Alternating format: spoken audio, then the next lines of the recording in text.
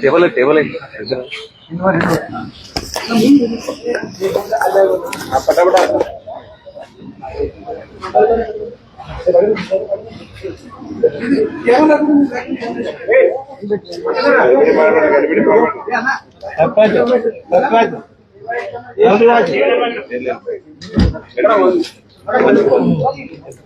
ಬಾಳ ತಿನ್ನಕ್ಕಾಗಲ್ಲ.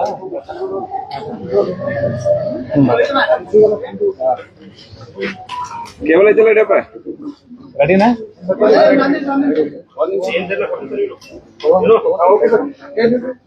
ಮೇಡಮ್ ಇವಾಗ ಹೇಗಿದ್ದೀರಿ?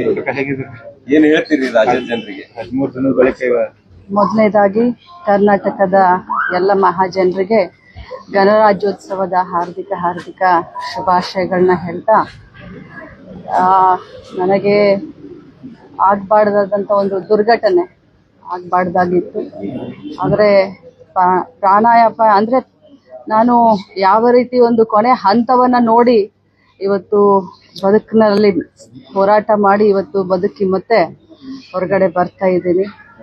ಇದಕ್ಕೆಲ್ಲ ನಮ್ಮ ಹಿರಿಯರ ಒಂದು ಆಶೀರ್ವಾದ, ನಮ್ಮ ತಂದೆ ತಾಯಿಗಳ ಆಶೀರ್ವಾದ, ಮತ್ತು ನಾನು ಈ ಸಂದರ್ಭದಲ್ಲಿ ಬಹಳಷ್ಟು ಜನರಿಗೆ ನಾನು ಧನ್ಯವಾದವನ್ನು ಹೇಳಲಿಕ್ಕೆ ಬಯಸ್ತೇನೆ. ಯಾಕಂದರೆ ಇಂಥ ಒಂದು ಜೀವನದ ಒಂದು ಹೋರಾಟದ ಸಂದರ್ಭದಲ್ಲಿ ರಾಜ್ಯದ ಎಲ್ಲ ಮಠಮಾನ್ಯರು, ಮಠಾಧೀಶರು, ಪೂಜ್ಯರು ನನಗೆ ಬಂದು ಶೀಘ್ರ ಗುಣಮುಖ ಆಗಲಿ ಅಂತ ಹೇಳಿ ನನಗೆ ಆಶೀರ್ವಾದ ಮಾಡಿದ್ದು ನನಗೆ ಬಹಳಷ್ಟು ಶಕ್ತಿಯನ್ನು ಮತ್ತು ಧೈರ್ಯವನ್ನು ತಂದುಕೊಟ್ಟು, ಜೊತೆಯಲ್ಲಿ ನಮ್ಮ ರಾಜ್ಯದ ಮುಖ್ಯಮಂತ್ರಿಗಳು, ಸಚಿವ ಸಂಪುಟದ ಎಲ್ಲ ಸದಸ್ಯರು, ವಿಧಾನ ಪರಿಷತ್ ಸದಸ್ಯರು, ಎಲ್ಲ ಶಾಸಕರು, ಹಾಲಿ ಮಾಜಿ ಶಾಸಕರು, ಮಂತ್ರಿಗಳು, ಉಪಮುಖ್ಯಮಂತ್ರಿಗಳು, ನಮ್ಮ AICC ಜನರಲ್ ಸೆಕ್ರೆಟರಿಗಳಾದಂಥ ಸುರ್ಜೇವಾಲಾ ಅವರು ವಿಶೇಷವಾಗಿ ನನ್ನ ಆರೋಗ್ಯವನ್ನು ಹೇಗಿದೆ ಅಂತ ವಿಚಾರಿಸಲಿಕ್ಕೆ ಇಲ್ಲಿವರೆಗೆ ಬಂದು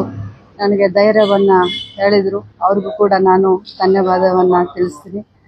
ಜೊತೆಯಲ್ಲಿ ನನ್ನ ಪುಣ್ಯವೋ ಏನೋ ಗೊತ್ತಿಲ್ಲ, ರವಿ ಪಾಟೀಲ್ ಅವರು, ವಿಜಯ ಹಾಸ್ಪಿಟಲ್ನ ಎಲ್ಲ ಡಾಕ್ಟರ್ಗಳಾಗಿರ್ಬೋದು, ಸಿಬ್ಬಂದಿಗಳಾಗಿರ್ಬೋದು, ನನಗೆ ಒಂದು ಕ್ಷಣ ಕೂಡ ಇಂಥ ಒಂದು ದೊಡ್ಡ ಅಪಘಾತ ಆಗಿದೆ, ಇಂಥ ಒಂದು ಇಂಜುರಿ ಆಗಿದೆ ಅನ್ನೋದನ್ನ ನನಗೆ ಒಂದು ಕ್ಷಣಕ್ಕೂ ಕೂಡ, ಡಾಕ್ಟರ್ ಎಲ್ಲಿದ್ದಾರೆ, ಒಂದು ಕ್ಷಣಕ್ಕೂ ಕೂಡ ನನಗೆ ಆ ಒಂದು ಭಾವನೆಯನ್ನು ತರಲಿಲ್ಲ.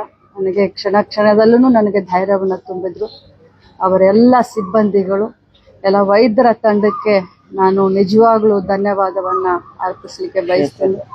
ಕ್ಷೇತ್ರದ ಎಲ್ಲ ನನ್ನ ಗುರು ಹಿರಿಯರು, ಮತದಾರರ ಬಾಂಧವರು ಪ್ರತಿನಿತ್ಯ ಪೂಜೆಯನ್ನು ಮಾಡಿ ನನ್ನ ಒಂದು ಆರೋಗ್ಯ ಬೇಗ ಸುಧಾರಣೆ ಆಗಲಿ ಅಂತ ಏನು ಬೇಡ್ಕೊಂಡ್ರು, ನನ್ನ ಭಾಗ್ಯನ ಏನೋ ಬೆಳಗಾವಿ ಗ್ರಾಮೀಣ ಕ್ಷೇತ್ರದ ಎಲ್ಲ ಜನರಿಗೆ, ಜಿಲ್ಲೆಯ ಜನರಿಗೆ, ರಾಜ್ಯದ ಜನರಿಗೆ ನಾನು ಧನ್ಯವಾದ ಹೇಳ್ತೀನಿ. ಜೊತೆಯಲ್ಲಿ ನನ್ನ ಕುಟುಂಬ, ನನ್ನ ತಾಯಿ, ತಮ್ಮ, ನನ್ನ ಸೊಸೆ, ನನ್ನ ಮಗ, ಅಕ್ಕ ತಂಗಿಯರು, ಎಲ್ಲ ಮಾವಂದಿರು ಬೆನ್ನಿಗೆ ನಿಂತು ಧೈರ್ಯ ಕೊಟ್ಟರು.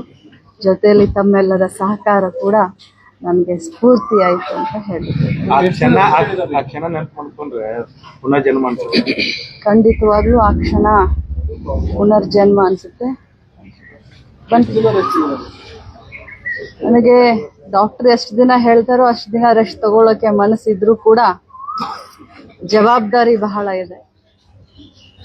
ಮಾರ್ಚ್ನಲ್ಲಿ ನಾವು ಬಜೆಟನ್ನು ಮಂಡನೆ ಮಾಡಬೇಕು. ರಾಜ್ಯದಲ್ಲಿ ಮಹಿಳಾ ಮಕ್ಕಳ ಕಲ್ಯಾಣ ಇಲಾಖೆ ಬಹಳ ಒಳ್ಳೆಯ ರೀತಿಯಿಂದ ಕೆಲಸ ಮಾಡ್ತಾ ಇದೆ. ಈಗಾಗಲೇ ನಾನು ವಿಡಿಯೋ ಕಾನ್ಫರೆನ್ಸ್ ಮೂಲಕ ನಾನು ಕೆಲಸ ಮಾಡ್ತಾ ಇದ್ದೀನಿ. ಅವರು ನನಗೆ ಇದಾದ ಮೇಲೆ 2 ವಾರ 3 ವಾರ ನನಗೆ ರೆಸ್ಟ್ ಅಂತ ಹೇಳ್ತಾ ಇದ್ದಾರೆ. ನೋಡೋಣ ಎಷ್ಟು ದಿನ ಆಗುತ್ತೋ ಅಷ್ಟು ದಿನ. ಮೇಡಮ್, ಈಗ ನಿಮ್ಮ ಅಪಘಾತದ ಮೇಲೆ ಸಾಕಷ್ಟು ಸಂಶಯಗಳನ್ನ ವ್ಯಕ್ತಪಡಿಸಿದ್ರು, ಅಂತವ್ರಿಗೆ ಏನು ಹೇಳ್ತೀವಿ? ನಾನಂತವ್ರಿಗೆ ಏನು ಹೇಳಲಿಕ್ಕೆ ಬರೋದಿಲ್ಲ. ಸ್ಟೋನ್ ಹಾರ್ಟೆಡ್ ಅಂತ ಹೇಳ್ಬೋದು, ಅಥವಾ ಹಾರ್ಟ್ಲೆಸ್ ಪೀಪಲ್ ಅಂತ ಹೇಳ್ಬೋದು. ಸಾವುನಲ್ಲೂ ರಾಜಕಾರಣ ಮಾಡುವಂಥವ್ರಿಗೆ ಉತ್ತರ ಕೊಡುವಂಥ ಅವಶ್ಯಕತೆ ನನಗಿಲ್ಲ. ಮೇಡಮ್, ಆಕ್ಚುಲಿ ಅವತ್ತು ಏನಾಯ್ತು ಏನಾದರೂ ನೆನಪಿದೆ? ಆ ಘಟನೆ ಆ ಘಟನೆ. 5 ಗಂಟೆ ನಾವು ನನಗೆ ಪ್ರಯಾಗ್ರಾಜ್ನಲ್ಲಿ ಏನು ಪುಣ್ಯ ಸ್ನಾನ ಎಲ್ಲರೂ ಮಾಡ್ತಾ ಇದ್ರು ಭಾರತ ದೇಶದವರು. ನಮಗೆ ವಿಶೇಷವಾಗಿ ಸಂಕ್ರಾಂತಿ ಅಂತಂದ್ರೆ ಎಲ್ಲರೂ ಹೊಳೆಗೆ ಹೋಗಿ ಸ್ನಾನ ಮಾಡುವಂಥದ್ದು ಒಂದು. ಅದರಲ್ಲೂ ನನ್ನ ತಮ್ಮನ ಮನೆ ದೇವರಾದಂಥ ಹಟ್ಟಿಹೊಳಿ ವೀರಭದ್ರೇಶ್ವರನ ಹೊಳೆದಂಡೆ ಮಲಪ್ರಭಾ, ಅಲ್ಲಿ ಬೆಳಗ್ಗೆ ಪುಣ್ಯ ಸ್ನಾನ ಮಾಡೋಣ, 7 ಗಂಟೆ ಒಳಗಡೆ ಕುಟುಂಬ ಸಮೇತ ಎಲ್ಲರೂ ಹೋಗಿ ಪುಣ್ಯ ಸ್ನಾನ ಮಾಡೋಣ. ಯಾಕಂದ್ರೆ 7 ಗಂಟೆ ನಂತರ ಆದ್ರೆ ಜನ ಎಲ್ಲ ಸೇರ್ತಾರೆ, ನೀರು ಒಂದ್ ಸ್ವಲ್ಪ ಕಲಕಾಗ್ತಾ ಅಂತ ಹೇಳಿ ನಾವು ರಾತ್ರಿ 10ವರೆಗೆ ನಾವು ಡಿಸೈಡ್ ಮಾಡಿ ನಾವು ಬರೋಕೆ ಹೊರಟು. ರಾತ್ರಿ 10ವರೆಗೆ ಎಸ್ಕಾಟ್ಗೆ ದಿಢೀರಂತ ಡಿಸಿಷನ್ ತಗೊಂಡಾಗ 10ವರೆಗೆ ಏನು ಸಾವಕಾಶ ಹೋಗೋಣ ಅಂತ ತಮ್ಮ ಹೇಳಿದ್ರು ಕೂಡ ಸಾವಕಾಶ ಹೋಗೋಣ ಅಂತ ನಾನು ದುಡ್ಡಿತ್ತು ಕಾರಲ್ಲಿ ಅನ್ನುವಂಥದ್ದು ಗಂಭೀರ ಆರೋಪ ಮಾಡ್ತಾರೆ. ಈ ಆರೋಪಕ್ಕೆ ನಾನು ಉತ್ತರ ಕೊಡ್ಲಿಕ್ಕೆ ಹೋಗೋದಿಲ್ಲ. ಅವರ ಬುದ್ಧಿ ಬ್ರಹ್ಮನಿಷ್ಠೆ ಆಗಿದ್ದಾರೆ, ಬುದ್ಧಿ ಎಲ್ಲೋ ಪಾಪ ಹುಡುಕ್ಬೇಕಾಗಿದೆ. ಯಾಕಂತಂದ್ರೆ ಇಂಥ ಒಂದು ಕ್ಷುಲ್ಲಕ ಆರೋಪಕ್ಕೆ, ಅದು ಕೂಡ ಈ ಒಂದು ಸಾವು ಬದುಕಿನ ಹೋರಾಟದಲ್ಲಿ ನಾನು ಎದ್ದು ಬಂದಿದ್ದೀನಿ. ಸೊ ಇಂಥ ಎಲ್ಲ ಆರೋಪಕ್ಕೆ ಇದು ತಕ್ಕ ಸಮಯ. ತನಿಖೆ ವಿಶೇಷ ತನಿಖೆ ಏನಾದ್ರು ಮಾಡಕ್ ಹೇಳ್ತೀರಾ? ಕಳೆದ 13 ದಿನಗಳಲ್ಲಿ ರಾಜ್ಯದಲ್ಲಿ ಏನೆಲ್ಲ ಈ ಫೈನಾನ್ಸ್ ಗಳ ಕಾಟ ಎಲ್ಲ ಇತ್ತು, ನೀವು ಆಸ್ಪತ್ರೆಯಲ್ಲಿ ಇದ್ದುಕೊಂಡೇ ಕರ್ತವ್ಯ ಪ್ರಜ್ಞೆ ಮೆರೆದ್ರಿ, ಏನ್ ಹೇಳಕ್ ಬಯಸ್ತೀರಿ? ಖಂಡಿತವಾಗ್ಲೂ. ಯಾಕಂತಂದ್ರೆ ಬೆಳಗಾವಿ ಜಿಲ್ಲೆಯಲ್ಲಿ ಫೈನಾನ್ಸ್ ಹಾವಳಿ ನಡೀತಾ ಇರೋದು ನನಗೆ ಒಂದು 6 ತಿಂಗಳ ಹಿಂದೆ ನನ್ನ ಗಮನಕ್ಕೆ ಬಂದಾಗ ನಾನು ಬೆಳಗಾವಿಯ ಕಮಿಷನರ್ಗೆ, ACPಗೆ, DCPಗೆ, ನನ್ನ ಕ್ಷೇತ್ರದ 4 ಜನ CPIಗಳಿಗೆ ನಾನು ಕರೆಸಿ ಮೀಟಿಂಗ್ ಮಾಡಿ, ಈ ರೀತಿ ನನ್ನ ಕ್ಷೇತ್ರದಲ್ಲಿ ಮತ್ತು ಜಾಸ್ತಿ ಆಗಿದ್ದು ಯಮಕನ್ಮಡಿ ಕ್ಷೇತ್ರದಲ್ಲಿ ಈ ರೀತಿ ನನ್ನ ಗಮನಕ್ಕೆ ಬಂದಿದೆ, ಇದನ್ನ ನೋಡಿ ಅಂತ ನಾನು ಅವತ್ತನೇ ಅವ್ರಿಗೆ ಲಿಖಿತವಾಗಿಯೂ ಕಂಪ್ಲೇಂಟ್ ಕೊಟ್ಟೆ, ಅವ್ರಿಗೂ ಹೇಳಿದೆ. ಮತ್ತು ಸಂಬಂಧಪಟ್ಟಂತ ಯಾರು ಹೆಣ್ಮಕ್ಳು ಬಹಳಷ್ಟು ಬಂದು ನನ್ನ ಕ್ಷೇತ್ರದಲ್ಲಿ ಮಾಡಿಸ್ತಾ ಇದ್ರು ಅವ್ರನ್ನ ಮನೆಗೆ ಕರೆದು ಅವ್ರಿಗೆ ಬುದ್ಧಿ ಹೇಳಿ, ಈ ರೀತಿ ಇನ್ನೊಮ್ಮೇನಾದ್ರು ನೀವು ಮಾಡಿಸಿದ್ದೇನಾದ್ರೂ ನನಗೆ ಕಂಡು ಬಂದ್ರೆ ತತ್ಕ್ಷಣ ನಿಮ್ಮ ಮೇಲೆ ಕಂಪ್ಲೇಂಟ್ ಕೊಡ್ತೀನಿ ಅಂತ ಕೂಡ ಹೇಳ್ತೀನಿ. ಮೇಡಮ್, ಏನಾದ್ರು ವಿಶೇಷ ತನಿಖೆಗೆ ಆಗ್ರಹಿಸಿ? ಯಾವ ತನಿಖೆ? ಈ ನಿಮ್ಮ ಕಾರು ಅಪಘಾತ ಏನಿಲ್ಲ, ಆ ದೇವರ ದಯದಿಂದ ಇವತ್ತು ನಾನು ಆರೋಗ್ಯವಾಗಿ ಹೊರಗೆ ಬಂದಿದ್ದೀನಿ. ಇನ್ನೊಮ್ಮೆ ತಮ್ಮೆಲ್ಲರಿಗೂ ಕೃತಜ್ಞತೆಯನ್ನು ಸಲ್ಲಿಸ್ತೀನಿ. ರಾಜ್ಯದ ನನ್ನ ಇಲಾಖೆಯ ಜವಾಬ್ದಾರಿಯನ್ನ ಹೊತ್ಕೊಂಡು ಇನ್ನೊಮ್ಮೆ ಕಾರ್ಯಪ್ರವೃತ್ತಿ ಆಗ್ತೀನಿ. ಎಲ್ಲರಿಗೂ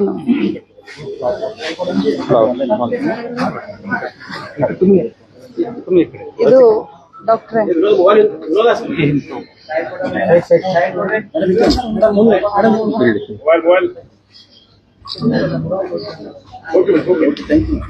ಡಾಕ್ಟ್ರೇ, ನನ್ನ ಭಾವನೆಯನ್ನ ಮಾತಿನಿಂದ ಹೇಳಲಿಕ್ಕೆ ಆಗೋದಿಲ್ಲ, ಪತ್ರದ ಮುಖಾಂತರ ತಮಗೆ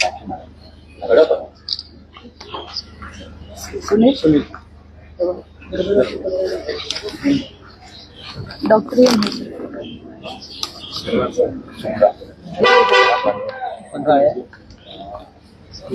ಶ್ರೀನಿವಾಸ್ ಬಂದಿಲ್ಲ. ಶುಗರ್ ಜನ್ಮಕ್ಕೆ ನೀವೇ ನೀವು ಕೊಡಿ. ಸೈಡ್ ಆ ಕಡೆ